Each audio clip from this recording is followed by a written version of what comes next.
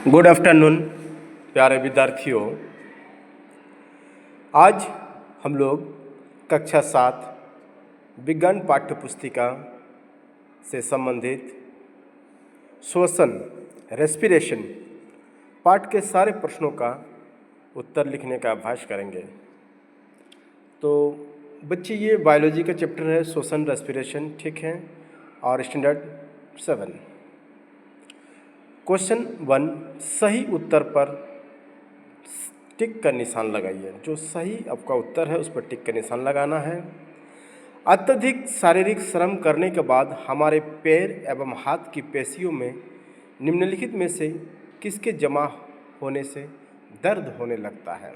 जब हम अत्यधिक हार्ड लेबर करते हैं तो हमें किस कारण से दर्द की अनुभूति होती है?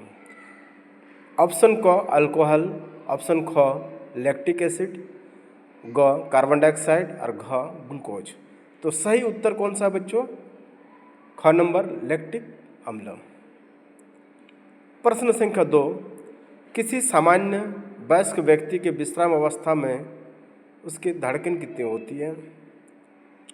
क नंबर 9 से 12 प्रति मिनट, ख नंबर 15 से 18 प्रति मिनट, ग 21 से 24 प्रति मिनट और घ 30 से 33 प्रति मिनट।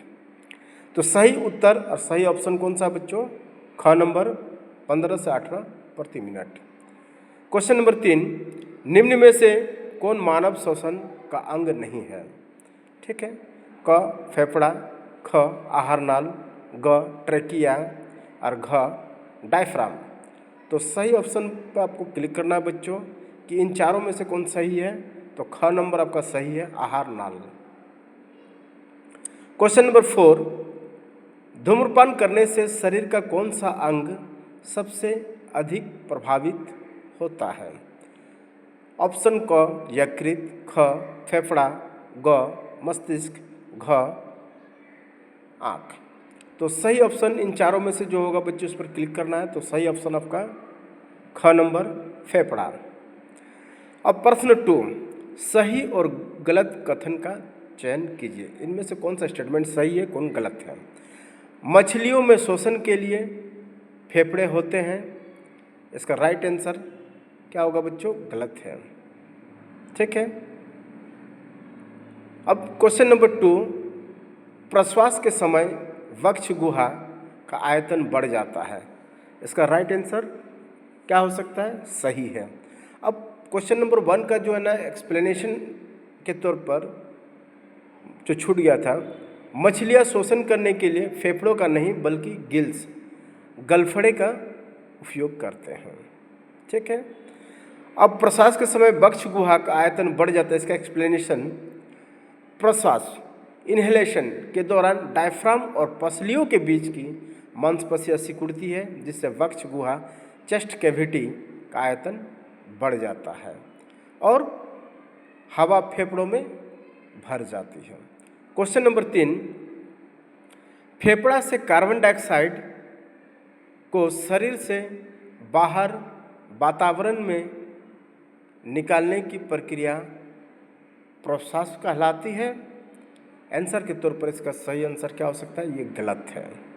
एक्सप्लेनेशन, फेफड़ों से कार्बन डाइऑक्साइड को बाहर निकालने की प्रक्रिया निःश्वसन एक्सहेलेशन या उच्छ्वास कहलाती है, जबकि प्रश्वास इन्हेलेशन ऑक्सीजन अंदर लेने की प्रक्रिया है।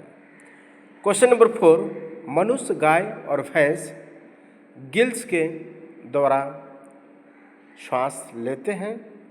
आंसर ये गलत है। अब इसका एक्सप्लेनेशन क्या होगा बच्चों, उसे देखना है, ठीक है। मनुष्य, गाय और भैंस जैसे स्तनधारी श्वसन फेफड़े लंग्स का उपयोग करते हैं, न कि गिल्स का। क्वेश्चन 3, खंड अ में दिए गए शब्दों का खंड ब के शब्दों के साथ मिलान कीजिए। क्या करना है?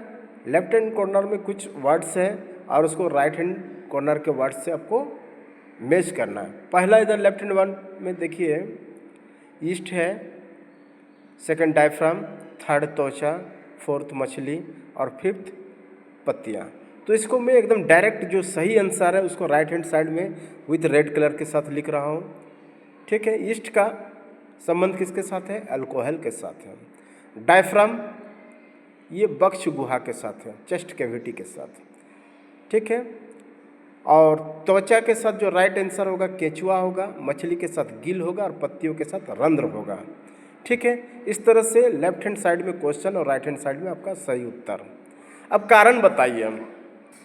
ठीक है, कुछ कारण जैसे कुछ प्रश्न है उसके आपको उत्तर के कारण लिखना है। कोई धावक दौड़ समाप्त होने पर सामान्य से गहरी सांसें लेता है, क्यों लेता है? उसका आंसर आपको लिखना है। दौड़ के दौरान शरीर को अधिक ऊर्जा की आवश्यकता होती है, सही बात है, जिसके लिए ऑक्सीजन की मांग बढ़ जाती है। दौड़ समाप्त होने के बाद भी शरीर में ऑक्सीजन की कमी बनी रहती है और लैक्टिक एसिड या अम्ल को तोड़ने के लिए अतिरिक्त ऑक्सीजन की ज़रूरत होती है। इसीलिए धावक दौड़ समाप्त होने पर सामान्य से तेज गति से सांस या ऑक्सीजन की आपूर्ति पूरा करता है। क्वेश्चन नंबर 2, जब हम अत्यधिक धूल भरी हवाओं में सांस लेते हैं तो छींक आती है, इसका क्या कारण हो सकता है? नाक के अंदर छोटे बाल और श्लेष्मा धूल के कणों को फंसा लेते हैं।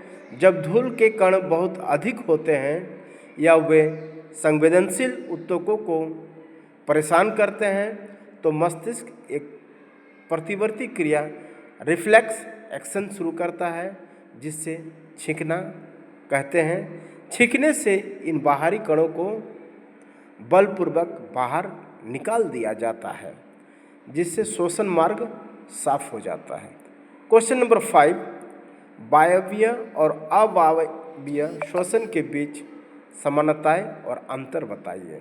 ठीक है, तो इसके आंसर के तौर पर पहले हम समानता को देखेंगे। समानताएं, दोनों प्रक्रियाओं में ग्लूकोज